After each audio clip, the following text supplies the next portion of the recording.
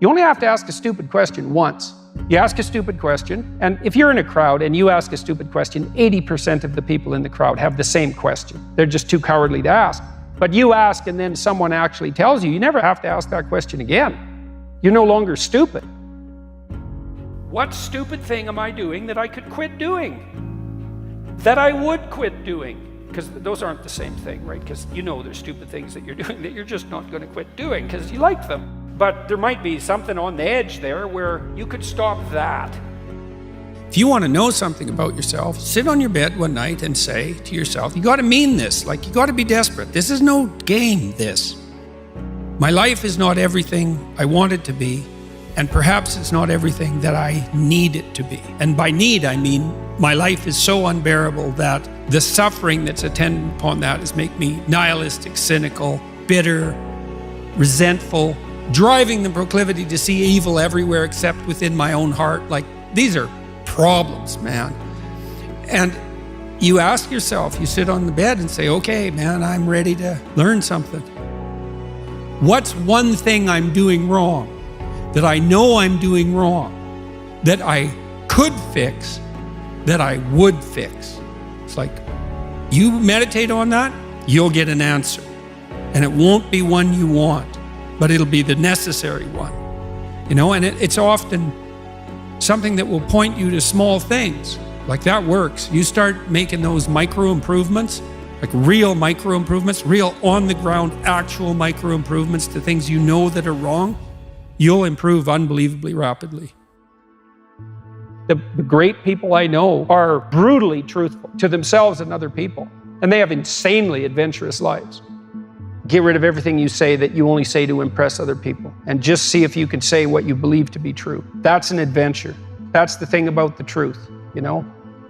Well, you got to ask yourself, if you're not speaking the truth, who is it that's talking?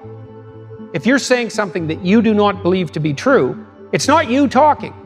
It's something else. It might be the part of you that wants to manipulate the other person into delivering what you think you want from them. Well, what is that spirit of manipulation that you've allowed to possess you? It's not you. Let's say you decide to live your whole life in that instrumental manner. You're going to craft your words like the student who says, well, I'm going to write what the professor wants to hear so I get the grade. It's like, well, you just turn yourself into that. Well, who is it that's doing that manipulating? It's not you, because those aren't your words.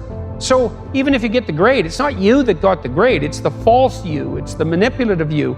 So you do that your whole life. You don't have your life. And then you think, well, God, that was a miserable life. I manipulated everybody. They were so damn stupid. They were sucked in by it. They're all contemptible. Everyone does it, you know, which they don't, by the way. And so that's a pathway to bitterness. Partly because if you're a manipulator and you use your language falsely, you don't live your own life. You live the life of whatever possesses you when you think it's you manipulating. And so you live the life of the spirit of manipulation. There's a book. It's a book called About Face. It's about a guy that was in the Korean War and then he was in the Vietnam War, and his name is Colonel David Hackworth. When I was on deployment, I would open up that book anywhere, and I would read 2 pages or 3 pages before I'd go to bed if I was in my bed that night. And there were so many lessons that correlated to what I was actually going through. And a real obvious example was, when you read, you can learn, and you don't have to go through the school of hard knocks. You don't have to get punched in the face repeatedly with things that turn out to be situations that other people have absolutely gone through. The level of capability increases so much by seeing something one single time. Well, if I see something one time, I'm infinitely better than if I'd never seen it before. It's like those little puzzles. They give you a little puzzle, some kind of a mind bender, right? The mind benders only work on you one time. The riddle only works on you one time. Then you go, I know the answer to that. That's the answer. You never get fooled by that again. So just seeing it one time, you're infinitely better. So when you read enough, you're capturing all these lessons. Of course, you want to put the book on. You want to become that person. That can rattle you up, man. Especially if the person is thinking all sorts of things that you've never thought. I mean, I love reading for that reason. I could pick my peers too, which I really loved. It's like, well, I have these people around me, but then there's these people who've lived before me and in different places, and I can set them up on my shelf. I can enter into their world, and I can benefit from everything they've thought and saturate myself with that person. It's very disruptive, especially if the person that you're reading has a mind that's more powerful and more well-developed than your own. It was very disruptive, but unbelievably useful to try on other people like that. And you get the benefit of their entire life distilled into their book. It's 30 years of work. I read this one book called The Neuropsychology of Anxiety, which it's a great scientific work. It's a very hard book. I think it has 1,800 references, something like that. And this guy, Jeffrey Gray, he actually read all those references and he understood them. And so it took me 6 months to read the book, but I got an entire education out of it. I got to experience in 6 months what it took him 30 years to learn. Like, what a gift that is. It's unbelievable. What were you reading when you were in university? Was it fiction, novels? Was it nonfiction? What were you focusing on? As trite as this may sound, it was actually the most impact was from Shakespeare. It was the most impact on multiple levels. And I'll tell you the primary level. And when I've covered Shakespeare on my podcast, I explain this to people. People think, well, I didn't really understand. I read it, I didn't understand it. If you think you're going to just pick up Shakespeare, open it up and read it and understand it, you're not going to, because it's barely written in English. It's barely written in English. It's almost another language. So what you have to do is you have to start to interpret it. And so what I realized with Shakespeare is, number one, the weight of the words, that these words were so pregnant with meaning that you had to pull those words and parse those words and pull those words apart to see all the depth that each individual word had, and then the way that they're put together. And what was great about this was, by the time I was back, because then I went right back into the SEAL teams, and somebody would hand me a rules of engagement document that was written by some lawyer in Washington, D.C., and I'd pull it out and say, wait a second, this word, I don't know what this word means. So let's pull this word out. Let's see what this actual definition of this particular word is, and how that changes my viewpoint of these rules of engagement, and how can I translate that for my troops so that they actually know what to do. So that part for me was, from a reading perspective, starting to read Shakespeare and saying, oh, okay, you're not going to understand this. And if you don't understand something, that's okay. You pull out the Oxford English Dictionary and you look it up. And then you not just find out what the meaning of the word is, but what's the root word and where does it come from and what kind of depth and what kind of... Yeah, and that's really, that's unbelievably useful too. Virtually every word is like that, because a word is an ancient artifact. It's like an animal in some sense. It has an evolutionary history and it transforms across time. And each word it carries the echoes of its past with it too, because each word attracts other words in a particular unique way. So it kind of lives in a word ecosystem as well. And the ecosystem contains information about the history of that word. And you think, well, why is that important? It's like, well, hey, guess what? You think in words, you talk in words. You have all these archaic entities, these words, these living entities that you use. It's like the more you know about them, the more you know about you, the more you know about other people, and the better you are at formulating and communicating your ideas. There's nothing lost in that kind of investigation. There's nothing but gain there. Your ambition, if you have any sense, is actually to become competent. Do you want to be competent and dangerous, or do you want to be vague and useless? It is definitely the case that there is no more exceptional form of the capacity to be dangerous than to be articulate. And so it's a moral endeavor in some real sense. Right? To become articulate is to become the master of your own tongue. Every advantage comes with a disadvantage. So if you're extroverted, you're social and you're positive, but you're impulsive and you can tilt towards hedonism and you can't stand being alone. No matter where you land in the temperamental landscape, you're going to have your associated faults and temptations. You got a goal, and you'll see that as you progress towards the goal, there'll be obstacles that emerge, and some of them you don't want to confront. That's why it's useful to order your room. Chaotic room makes you anxious. Why? Too many pathways, man. People don't really repress the things they don't want to face, they just fail to unpack them. You want a horizon of ever-expanding possibility. We're built to walk uphill, and when you reach the pinnacle of the hill, you want to stop and appreciate the vision, but the next thing you want is a higher hill in the distance. Beware of unintended consequences. It's like, oh no, this thing will just do what I want it to do and nothing else. It's like, no, it turns out that not only is what we want from each other the real thing, but that's also the adventure of your life.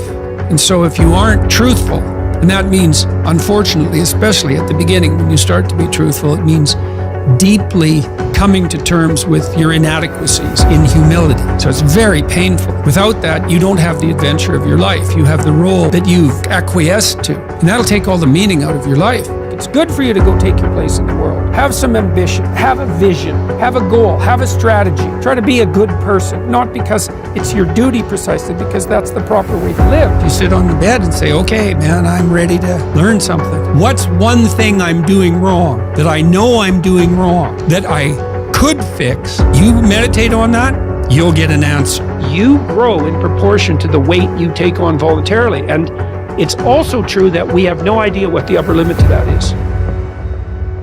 It's from the uphill climb that we derive our value, and I mean this technically. So almost all the positive emotion we feel, especially the emotion that fills us with enthusiasm, and that's experienced in relationship to a goal. And so in some sense, you want a goal that you can never attain. So you can always move closer to the goal that recedes as you move towards it. You think, well, that's frustrating. It's like Sisyphus pushing the rock uphill. But it's not, because as you pursue that goal, you put yourself together and your life does get better and richer and more abundant. And that's why the highest levels of virtue and goal are in some sense transcendent. You want them to be above everything you're doing so you can continually move towards something that's more sublime and better. That's what you are. You're here to live, not to sleep. And the problem with the vision of Mai Tais on the beach is that, well, first of all, that's a vision of drug-induced unconsciousness. Second, it's only going to work for about a week. Third, you're going to be a laughingstock in a month and depressed and aimless and goalless.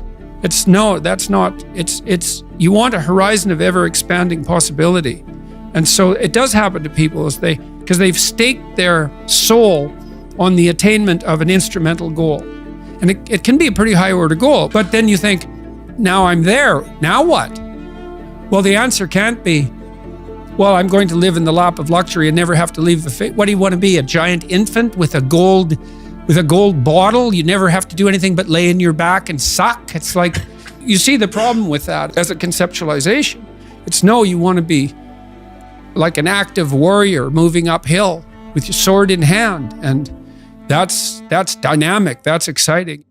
People are afraid of the truth because often if you reveal it, it causes conflict in the moment. Telling the truth is definitely an adventure. Seeking for sure, but also telling. Another way of going about it is to just say what you think and see what happens. That's an adventure, because you don't know what the outcome is going to be. So look, there's this old idea that it's necessary to have faith in the truth. And so here's a way of thinking about that. Someone asks you a question and you might think, well, here's the outcome I want, and so here's how I'm going to answer that question. So that's one way of approaching it. But another way of approaching it is, you ask me a question, I'm going to think about the answer, and I'm just going to tell you what I think. And it doesn't matter what the outcome is, because I'm willing to see what the outcome will be, predicated on the idea that there isn't a better outcome than the one that truth produces. Even if it's harsh and terrible in the short term, and sometimes it is, it's like there isn't a better way of doing it. Now, you might say, well, how do you know that? And the answer is, well, I don't know that. That's why it's an article of faith, because I believe, and I believe this deeply, the being that you produce as a consequence of telling the truth is good, by definition, even though it's harsh and often uncomfortable, because you get in trouble. One of the things that I've really learned recently, or learned to articulate better, is that there's a very tight relationship between aspiration and responsibility. The first question might be, do you need to aspire to something? And the answer is, well, yes, because you have to do something. If you just sit there, you'll die. You can't just sit there. You have to go act out in the world. Okay, so act towards what? Well, that's whatever your aspiration is. You have to have an aim. Okay, well, what should the aim be? Well, it should be something worth doing, let's say. Why do something that you don't feel is worth doing? What do you think's worth doing? Well, if you watch other people and you judge when they're doing something worthwhile, you usually judge them positively if you see that they're taking responsibility, at least for themselves. What, do you want to be completely useless so other people have to take care of you? That's pretty pathetic. And maybe you could get your act together so you're taking care of yourself and your family. And maybe you could even do better than that and take care of yourself and your family and your community. Well, good for you. That's responsibility and that's an aim. Well, here's one of the things that's cool about that is that your life doesn't have meaning without aspiration or an aim. Okay, so you need a hierarchy of values. There's got to be something at the top. It's got to be something important. If you don't have that, your life doesn't have any meaning. So if you criticize the hierarchy or even the idea of hierarchy, you destroy the idea of aspiration. And then people have nothing. Well, that's not helpful. People are built for a struggle and they're built for a weight, and you want to take on a heavy burden voluntarily. See if you can put yourself together. See what you can do out in the world while you're waiting to die. It's an all-in game. It better be worthwhile. If you gaze into the abyss long enough, you see the light, not the darkness. I'm betting my life on it. Bring it on. The adventure along the route, man. And I would say, where's that adventure to be found? You don't want someone else's fate. Man, your fate's enough. And your adventure's enough. It's plenty. It's more than you can ever fully realize. And so that's also part of the reason that we all believe that the individual has some intrinsic dignity. It's don't be so sure that your position and your room is so damn trivial. It might be your attitude towards it that's trivial. And if you're in dire straits and dire circumstances, just look at how much opportunity you have to make things better. Well, maybe the same thing's true of life, right? You bind yourself to it. And the tighter you bind yourself to it, the more you find out what it is. And that's like a radical embrace. We're built to walk uphill. And when you reach the pinnacle of the hill, you want to stop and appreciate the vision. But the next thing you want is a higher hill in the distance, because it's from the uphill climb that we derive our value. Almost all the positive emotion we feel, especially the emotion that fills us with enthusiasm, that's experienced in relationship to a goal. And so in some sense, you want a goal that you can never attain. There's nothing that makes you more formidable than verbal competence, than being able to articulate, be able to think, to marshal your arguments, right? Aim yourself in one direction. And you might say, well, I've gone halfway down this path and I found out it's wrong. Well, how do you distinguish that from just giving up? Well, that's a really hard question, right? It's a moral hazard. But then the absolute is, yeah, but you have to play one of them. You have to learn to play one of them. You have to become an expert at least one of them. And then that's not a relative proposition. And I believe that's true. So you want to commit to something. And then when you commit to something, you require yourself to bring all of your disparate components moving in a single direction, united in a single direction. So it's a unifying act. You said that a harmless man is not a good man. A good man is a very dangerous man who has that under voluntary control. How should people become more dangerous? Oh, becoming more articulate is definitely, I would say, that's the primary array of weapons. I mean, physical prowess is something, and it's not nothing, that physical confidence that comes along with that as well. But the same thing replicated at the level of the ability to communicate and to think, that's a way broader field of battle and opportunity. In a world with seemingly infinite options, it can be challenging to decide on the best course of action for one's life. Peterson suggests that a useful approach is to focus on what bothers you or what you find most challenging. These discomforts or challenges can be an indication of where one should focus their time and energy. By leaning into what is difficult or uncomfortable, individuals can discover their strengths and find direction in their lives.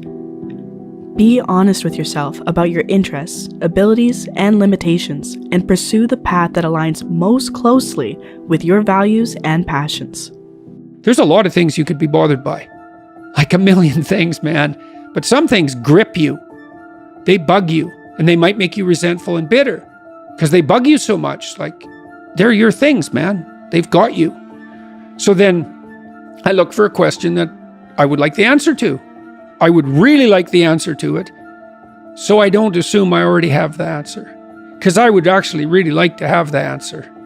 So if I could get a better answer, great. And so that's the first thing. And that's like a prayer. It's like, okay, here's a mystery. I would like to delve into it further. Well, so that's humility. It's like, here's a mystery, which means I don't know. I would like to delve into it further, which means I don't know enough already. And then comes the revelation. It's like, well, what's a revelation? Well, if you ask yourself a question, it's a real question. Do you get an answer or not? And the answer is, well, yeah, thoughts start to appear in your head. So From somewhere. that's right, from somewhere. Where do they come from? Do you have a sense? Depends on what you're aiming at. It depends on your intent. So imagine that your intent is to make things better. Then maybe they come from the place that's designed to make things better. Maybe your intent is to make things worse. Then they come from hell. Let's say you want to become who you could be in the fullest sense. So let's say you're someone who's going to solve some serious problems. Okay, the first thing you have to do is admit to the seriousness of the problems. That's no joke. And so the first thing is just the terror of the problem itself. And that's enough to paralyze you, right? And that's the Hydra, that's the Gorgon with the head of snakes. It'll paralyze you and turn you to stone. That's the basilisk in the Harry Potter series. You look at it and it turns you to stone and lurks underneath everything, right? And it's malevolence and tragedy. And so there's that. And then the next is, well, you're going to take responsibility for that? You're really going to do that, are you? That's a hell of a load, man. And so it's daunting to even consider that. And then there's the discipline and responsibility that necessitates, which is also daunting.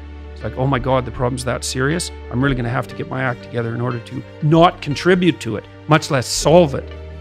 And so the problem is terrible. And then the solution is daunting. But the upside of that is like, well, there isn't anything better to have than a problem that's worth solving, like that's really worth solving, right? And so the more of that you take on, the more you have a reason to get out of bed in the morning, no matter what. Like, I'm getting up, I'm trudging forward. Doesn't matter what I'm suffering from. I've got things that need to be done. They're necessary. And that gives you that sense of purpose that is the antidote to bitterness.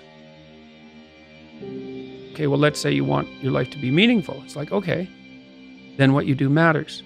It actually matters.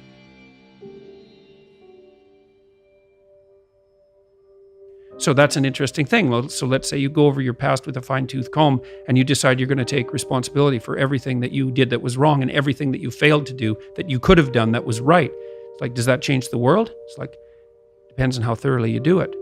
You might say it changes the world like nothing else possibly can. And I think that that's actually right. You have to allow yourself a certain latitude for error.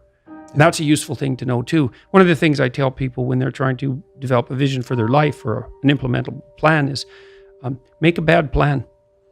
Like, make the best one you can, but don't get obsessive about it. It's like, make a plan, implement it.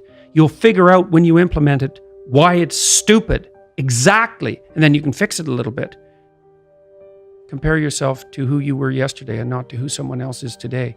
It's the same basic idea, right? Is that you have to get your markers for success right, because otherwise you can end up in the situation you described, which is that, like, there's always people out there who are doing far better than you on pretty much anything you want to imagine. And if all you're doing is seeing yourself in their reflected light, let's say, then it's going to be pretty damn dismal. But it's not a good comparison, because you shouldn't just compare. Well, first of all, there's danger in just comparing yourself to others, period, because they're not you, and God only knows what struggles they had to undertake to get to where they were, or what burdens they're currently carrying that you're not aware of. You just don't know any of that. But you can certainly contrast yourself with yourself, and that's a lot better. It is the only way. Well, it's also the only way of really measuring anything approximating proper improvement. You can actually tell when you're a little better than you were yesterday. Right.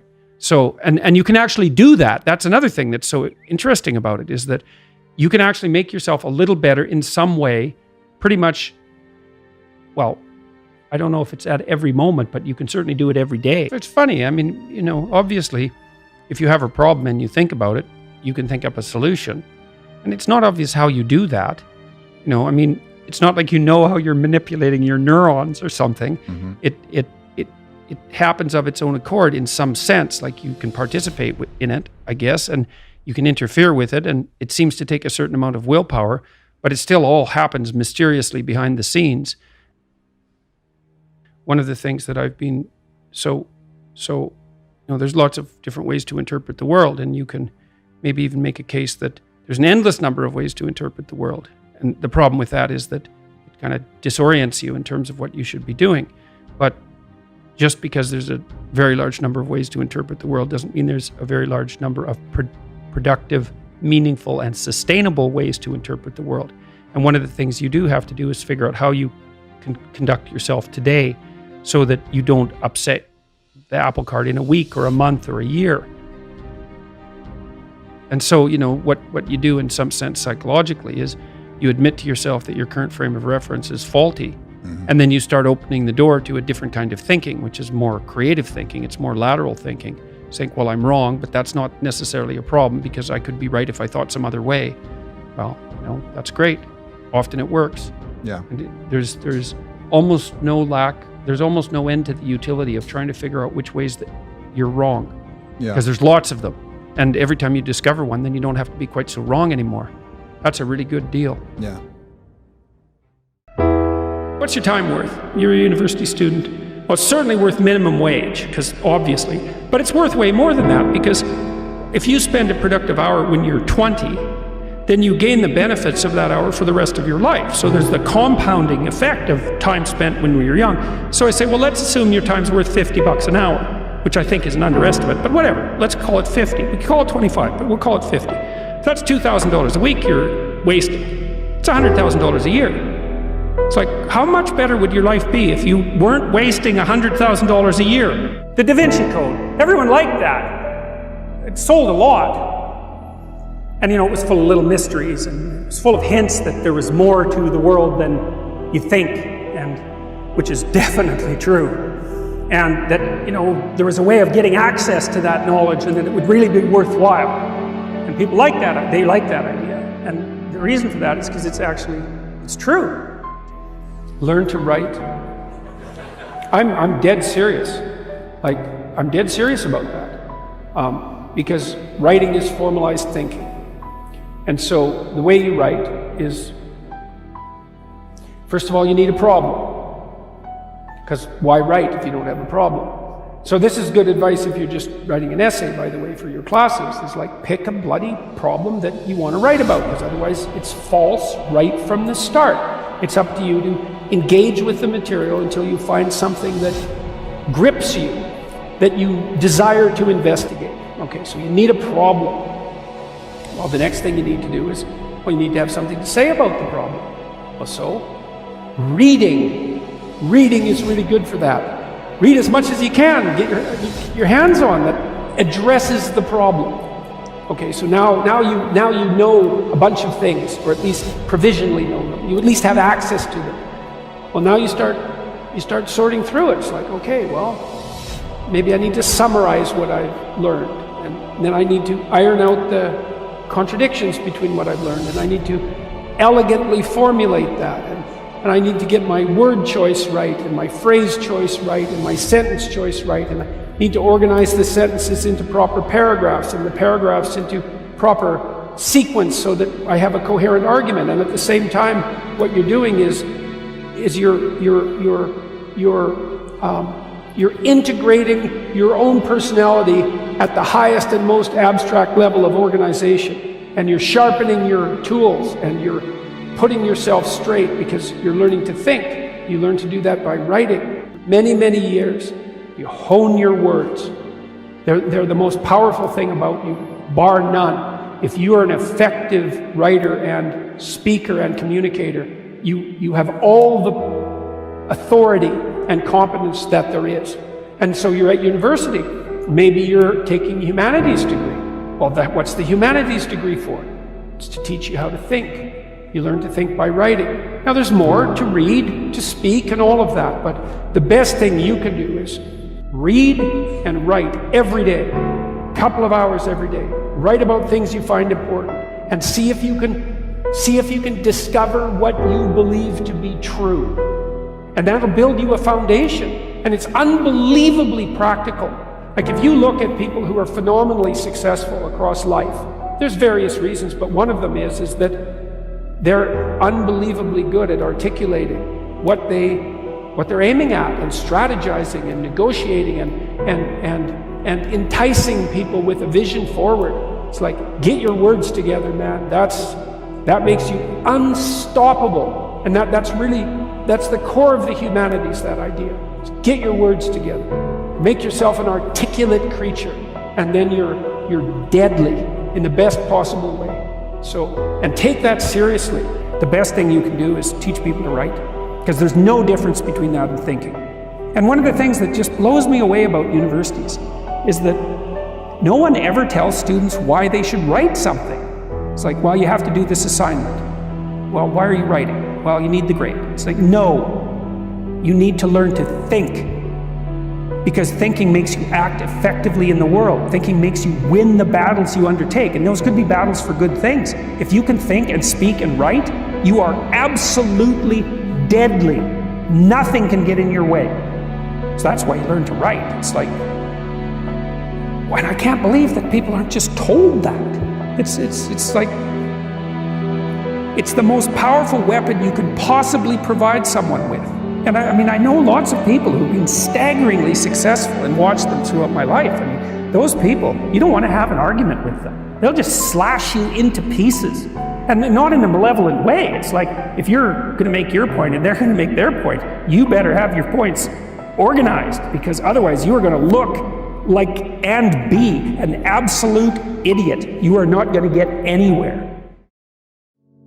The truth of the matter is that you have a lot of potential as a child, but none of that is capable of manifesting itself as freedom before you become disciplined.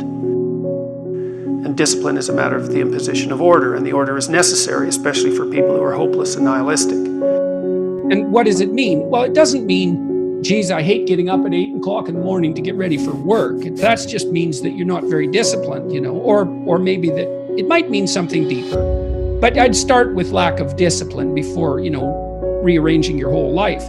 Because you might say, well, I hate getting up at 8 o'clock in the morning no matter what I'm doing, and then it's not your job. I don't mean don't do difficult things. I mean, watch yourself, and if you see that you're doing things that make you hate yourself, then consider the cost of continuing. If something's valuable, you'll make sacrifices to attain it. That discovery of sacrifice, I think that's what separates it's one of the primary factors separating human beings from animals. Because we discovered that we could let go of something we value in the present, and we would gain something we value even more in the future. Lay a disciplinary structure on yourself, get the chaos in check, and then you can move towards a state that's freer, because it's discipline first. Like, look, if you're going to become a concert pianist, there's going to be several thousand hours of extraordinarily disciplined practice. That's the imposition of order on your potential, let's say. But what comes out of that is a much grander freedom. And so in virtually every freedom that you have in life that's true freedom is purchased at the price of discipline. That it's not some casual self-help doctrine. It's that if you don't organize yourself properly, you'll pay for it, and in a big way, and so will the people around you. And I would say, start where you can start. If something announces itself to you as in need of repair, that you could repair, then hey, fix it. You fix 100 things like that, your life will be a lot different. I often tell people too, fix the things you repeat every day, because people tend to think of those as trivial. You get up, you brush your teeth, you have your breakfast, you have your routines that you go through every day. Well, those probably constitute 50% of your life. And people think, well, they're mundane, I don't need to pay attention to them. It's like, no, that's exactly wrong. The things you do every day, those are the most important things you do, hands down. Well, there isn't anything better to have than a problem that's worth solving, that's really worth solving. Right? And so the more of that you take on, the more you have a reason to get out of bed in the morning, no matter what. I'm getting up, I'm trudging forward. Doesn't matter what I'm suffering from, I've got things that need to be done. They're necessary. And that gives you that sense of purpose that is the antidote to bitterness. So, yeah, there's lots of reasons to, because I've thought for a long time, imagine you have a choice in front of you, because you do. So here's the choice. Your life is either meaningful or meaningless. Okay, so let's go through the meaningless part first. Because you think, well, of course I don't want it to be meaningless. It's like, yeah, just hold on a second. Nothing you do matters. And so impulsive pleasure is the order of the day. No responsibility. You can do whatever you want. It's like Pleasure Island in Pinocchio, right? Or it's like Neverland in Peter Pan. You're still a kid. You can play all the time. Yeah. Impulsive pleasure and no responsibility. That's the reward for meaninglessness.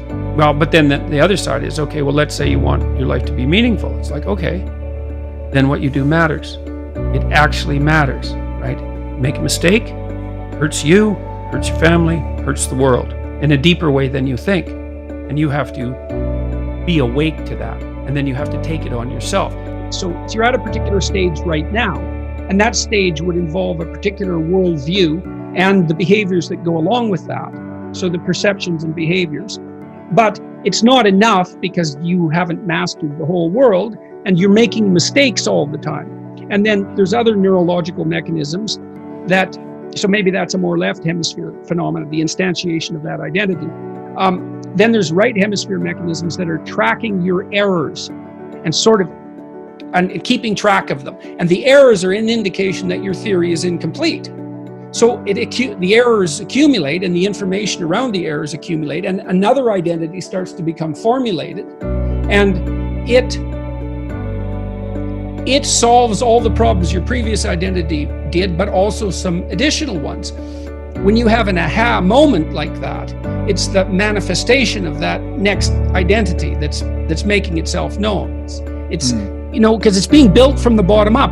It isn't explicit yet. And then you'll encounter an explicit statement. You mentioned a couple there, and they map onto that. And that's the aha. It's like, oh yes, that's what ties together these things that I've been wrestling with in the back of my mind, right? Someone made it explicit. And that's that's one of the great things about language. That can also help fill in the gaps too, because you can start to make arguments based on that observation. That aha, that's the manifestation. What is the consequence, the long-term consequence of acting? So many people, especially because of the world I live in Instagram and social media, we kind of build out these personas, and then we almost follow the implicit instructions that come with those personas. Well, that's the problem right there, is that I think Pinocchio is brilliant work of art. If you're a puppet and an actor, and Pinocchio is both at times in that movie, both a puppet and an actor. So why an actor? Like, why is there something wrong with being an actor? Well, the first question is, well, who sets your role? And then the second question is, who's pulling your strings? So you've put on this front that is there to make you popular and sexy and desirable and to mask from yourself your own inadequacies. But that's a role. Well, who wrote it? And for what purpose? And maybe you're acting out a tragedy. Maybe you're acting out Narcissus. You don't know, because you've put that on yourself in an attempt, in some ways, to deliver to people what they want, or more accurately, to look as though you're delivering to people what they want. And it's not nothing to do that, right? Because at least you're attempting, in some sense, to adapt to the social world. Someone who's really infantile and dependent, someone who's never left home, part of their problem is that they haven't crafted a persona. So you don't want to denigrate it entirely, but it's no substitute for the real thing. And it turns out that not only is what we want from each other the real thing, but that's also the adventure of your life. And so if you aren't truthful, and that means, unfortunately, especially at the beginning, when you start to be truthful, it means deeply coming to terms with your inadequacies in humility. So it's very painful. Without that, you don't have the adventure of your life. You have the role that you've acquiesced to. And that'll take all the meaning out of your life. Right? Imagine that the world was constituted so that the true adventure of your life emerged as a consequence of truth in speech and action. Because that would be reflective of the real you, so it would be you living. And then imagine that the adventure that would occur if you dwelled in the truth would be so overwhelming that it would justify all the suffering. I've really contended with this idea of struggle and chaos in my life and the role it plays. And once upon a time, I thought I was trying to rid my life of chaos and struggle. I thought that's why I was trying to get rich and get the Ferrari and the blonde. I thought that would create a life free of struggle. But then I looked at some studies and I heard about this thing called gold medal depression, when Olympians come back from the Olympics and they've lost orientation. And I tried to understand the role that struggle would have to play for me to be a fulfilled human being for the rest of my life. We're built to walk uphill.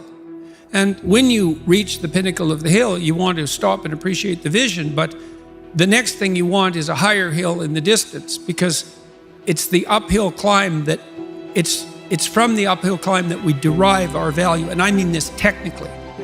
So almost all the positive emotion we feel, especially the emotion that fills us with enthusiasm, that's experienced in relationship to a goal. And so in some sense, you want a goal that you can never attain, right? So you can always move closer to the goal that recedes as you move towards it. You think, well, that's frustrating. It's like Sisyphus pushing the rock uphill.